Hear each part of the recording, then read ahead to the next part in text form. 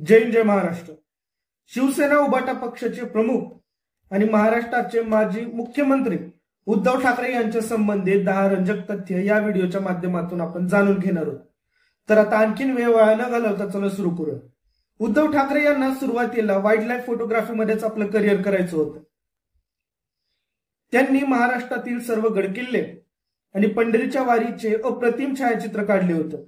नंतर त्या सर्व छायाचित्रांचा संग्रह करून त्यांनी 2010 मध्ये महाराष्ट्र देशा तर 2011 मध्ये पहावा विठ्ठल नावाचे 2 पिक्चर बुक प्रकाशित केले होते। उद्धव ठाकरे यांना राजकारणामध्ये आवड नव्हते, त्यांना राजकारणात यायचं नव्हतं, त्यांना राजकारणात रस नव्हतं। पण 1999 मध्ये अचानकच उद्धव ठाकरे यांनी राजकारणामध्ये येण्याची इच्छा व्यक्त केली। तेव्हाचे वरिष्ठ पत्रकार सांगतात, कार्यकर्ते सांगतात, उद्धव ठाकरे यांच्या राजकारणातील प्रवेशामागे रश्मी ठाकरे यांचाच हात होता। रश्मी ठाकरे यांनी उद्धव ठाकरे यांना प्रोत्साहित केले, त्यांना मार्गदर्शन दिले, त्यांनी राजकारणात जा म्हणून। आणि त्यानंतरच उद्धव ठाकरे यांनी राजकारणामध्ये एंट्री केली। रामदास कदम यांनी सुद्धा एकदाही बोलून दाखवलेलं आहे। मला असं वाटलं आमच्या लक्ष्मीवाणी मंत्रिमंडळ कसं नाही आले, त्याचं मला मोठं असं वाटते अजून। हो, कारण कुठेही गेलं तर त्यासोबत हव्याच स्टेजवरती त्यांच्यासोबत। बाळासाहेब कधी कुठल्या कार्यक्रमात गेले नाहीत, कधी व्यासपीठावर चढले नाहीत कधी। बाळासाहेब बोलायचे पण मनात काय ठेवायचे नाही।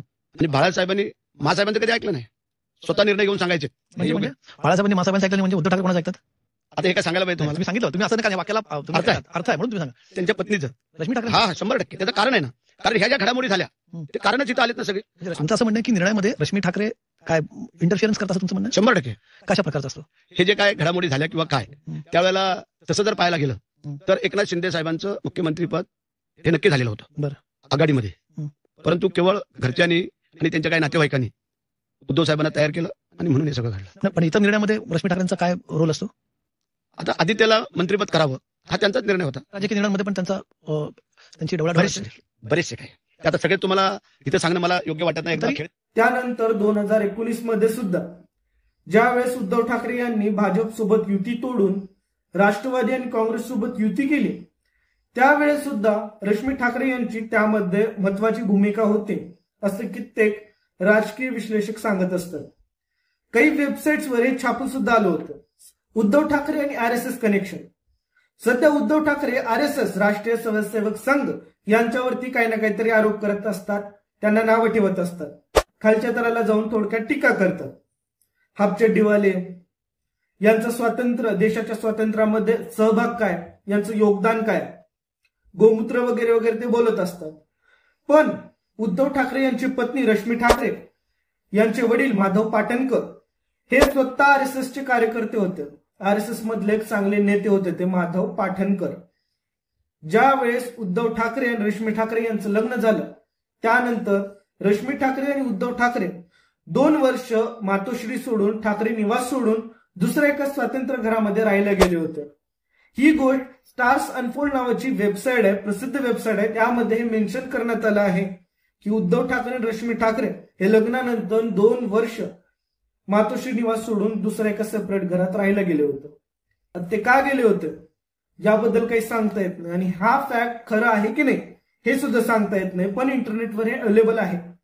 उद्धव ठाकरे आणि शिवसेना प्रमुख पद सध्या काही उबाटा सैनिकांना वाटतं उद्धव ठाकरे यांनी जेव्हा राजकारणात यायचा निर्णय घेतला त्यानंतरच त्यांना शिवसेना पक्षप्रमुख पद मिळालं, पण असं नाही। खऱ्या अर्थानं जोपर्यंत बाळासाहेब ठाकरे हयात होते तोपर्यंत शिवसेना पक्षप्रमुख पद बाळासाहेब ठाकरे यांच्याकडेच होतं। जयदेव ठाकरे आणि उद्धव ठाकरे यांच्यातील संघर्ष। बाळासाहेब ठाकरे यांना एकूण 3 मुलं, पहिल्या मुलाचं निधन लवकर झालं, उरले 2 मुलं, जयदेव ठाकरे आणि उद्धव ठाकरे। उद्धव ठाकरे यांना 2 मुलं, आदित्य ठाकरे आणि तेजस ठाकरे। बाळासाहेब ठाकरे यांनी त्यांच्या निधनापूर्वी त्यांची काही संपत्ती आदित्य ठाकरे आणि तेजस ठाकरे यांच्या नावे केली। त्यानंतर जयदेव ठाकरे आणि उद्धव ठाकरे या दोघांमध्ये संघर्ष सुरू झाला संपत्तीसाठी।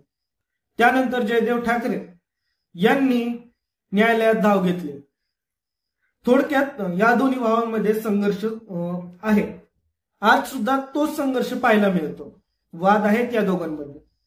कारण ज्या वेळेस उद्धव ठाकरे यांची शिवसेना फुटली, एकनाथ शिंदे यांनी अक्षरशः 75% शिवसेना घेऊन गेली. त्यानंतर 25% शिवसेना उद्धव ठाकरे यांच्याकडे राहिली. तेव्हा एकनाथ शिंदे यांच्या पहिल्या दसरा मेळाव्यामध्ये जयदेव ठाकरे तिथे दिसले होते. जयदेव ठाकरे एकनाथ शिंदे यांच्या प्रचारासाठी स्टेजवर होते. यावरून लक्षात येतं या दोन्ही भावांमध्ये आज सुद्धा वाद आहे. उद्धव ठाकरे यांनी राजकारणात येण्यापूर्वी चौरंग नावाची एक ऍडव्हर्टायझिंग एजन्सी सुरू केली होती, पण नंतर ही एजन्सी जास्त काही चालली नाही, त्यामुळे ही एजन्सी बंद करण्यात आली. उद्धव ठाकरे महाराष्ट्राचे 19वे मुख्यमंत्री. 2019 मध्ये उद्धव ठाकरे यांनी महाविकास आघाडीच्या मदतीने महाराष्ट्राचे 19वे मुख्यमंत्री पद मिळवले. पण खऱ्या अर्थानं 2019 नंतरच महाराष्ट्राच्या राजकारणाने राजकारणाचा चिखल पाहिला. एका विचारधारेच्या पक्षाला त्या विचारधारेच्या लोकांनी निवडून दिलं, त्यानंतर त्या विचारधारेचा पक्ष दुसऱ्या विचारधारेच्या पक्षासोबत युती करतो, त्या लोकांसोबत युती करतो आणि सत्तेत येतो. हा प्रकार नंतर वाढू लागला. यानंतरच 2019 नंतरच असा प्रकार जास्त प्रमाणात होऊ लागला. शिवसेना विभागली गेली, नंतर राष्ट्रवादी विभागली गेली. आता राष्ट्रवादी डाव्या विचारसरणीची आहे की उजव्या विचारसरणीची आहे माहिती नाही. शिवसेना डाव्या विचारसरणीची आहे की उजव्या विचारसरणीची आहे माहिती नाही. जेव्हा जगावर कोरोनाचं संकट होतं तेव्हा उद्धव ठाकरे महाराष्ट्राचे मुख्यमंत्री होते.